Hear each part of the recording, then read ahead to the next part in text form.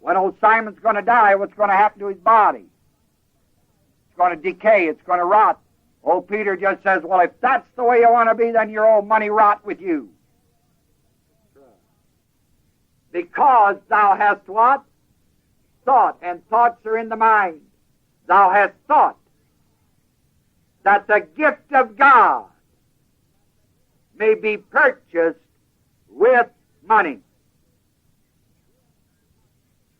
This is where the problem is, above the ears.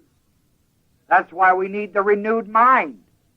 We need to renew our minds according to revelation of God's Word. Simon was sincere. He was born again.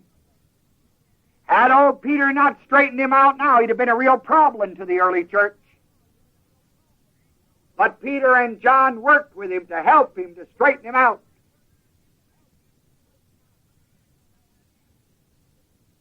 Because Simon was a leader. He had led people for years and bewitched them. Now Peter and John took the time to minister to him the greatness of truth, and the first thing Peter did is tell him the truth. He said, if you think you can buy this with money, your money rot with you. That's just how I feel. That's right. Enough people in this auditorium and listening to this tape this week, we could build that dumb thing I'm thinking about, pay for it, and have $100 left over to buy ice cream cones for all of you with, I guess. Well, then the natural food boys wouldn't want us to eat ice cream. I don't know what we're going to do.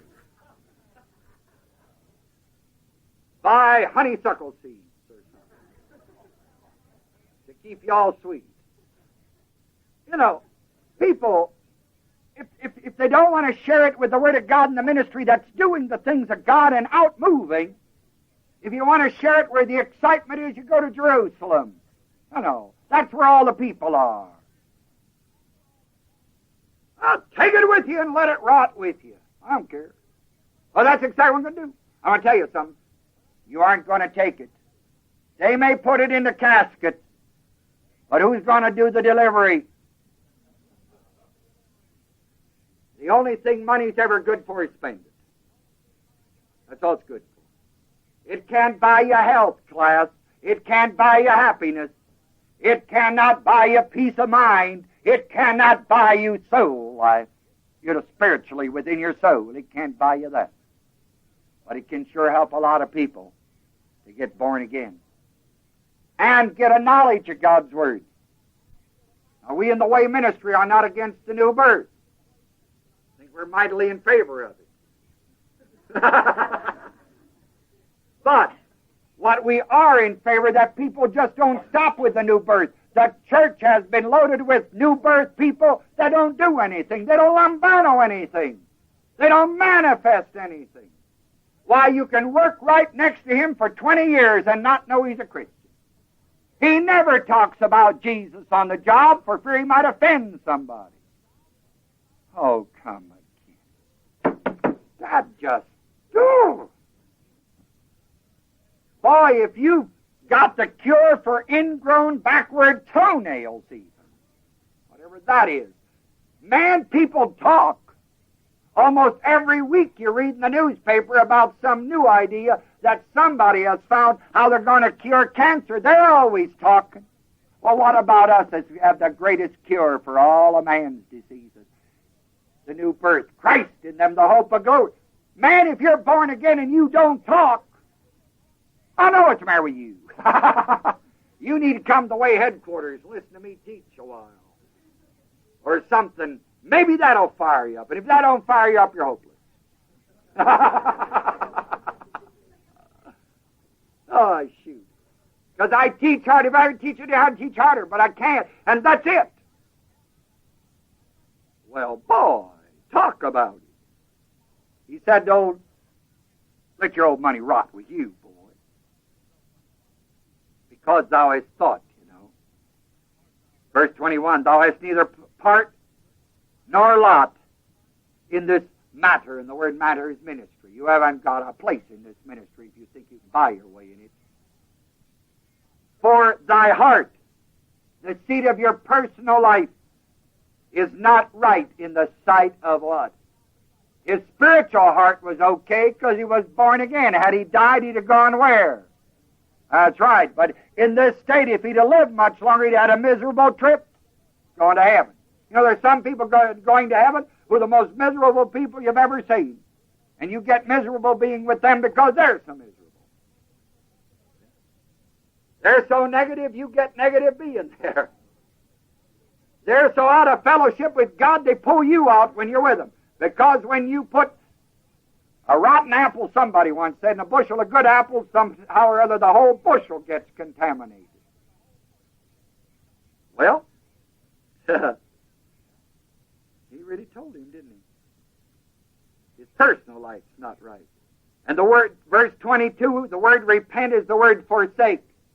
Can't repent twice, only repent once. But if you get out of alignment and harmony, you can forsake. Of this thy wickedness. And what's the wickedness? That he thought he could buy a gift ministry with the money. Gift ministries are God-given this way down. You're not educated specially. You're not buying anything. God by His mercy and grace. And they said, pray God, if perhaps, oh my goodness, what a terrible trick. If perhaps, no if or perhaps about. The Word says in John, if we confess our sin, our broken fellowship, He is faithful and just to forgive us of our broken fellowship and to cleanse us of all unrighteousness. No if about it. It simply reads, and pray God that, T-H-A-T, the thoughts of thine heart or the thoughts of your mind may be forgiven thee, not repented of, but forgiveness of sin. And verse 23, beautiful. For I perceive. To perceive is to see. Peter had revelation, and he saw that this boy, Simon, was in the gall of what? Bitterness, and that's pretty bitter. And that he was being held in the bond, tied up in the bond of what?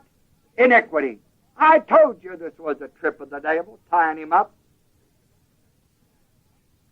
And after Peter looked how honestly he laid it out to him, then answered Simon and said, fellas, I'm going to quit. I'm going to take my ball and bat and go back to the old league. No. Simon listened to the man of God. Peter was, and John were those men of God. Simon listened. This is one of the great shortcomings in many people's lives. A man of God can speak today and tell it just like it is, and they simply cop out. They simply won't accept it. Simon was a better man than that. He said, you pray for me. Pray to the Lord for me, that none of these things which ye have spoken come, what? Unto me. And when they had testified and preached the word of the Lord, they returned to Jerusalem and preached the gospel in many villages of the Samaritans as they headed back toward Jerusalem. That's how I knew they came jet this way and went on foot that way. Testifying, preaching the greatness of God's wonderful, matchless word. You know, class, this speaks dynamically to our time, doesn't it? You are the people that are going to have to carry that word.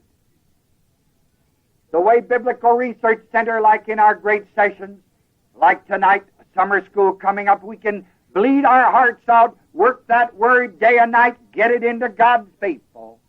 But only the people can carry the word.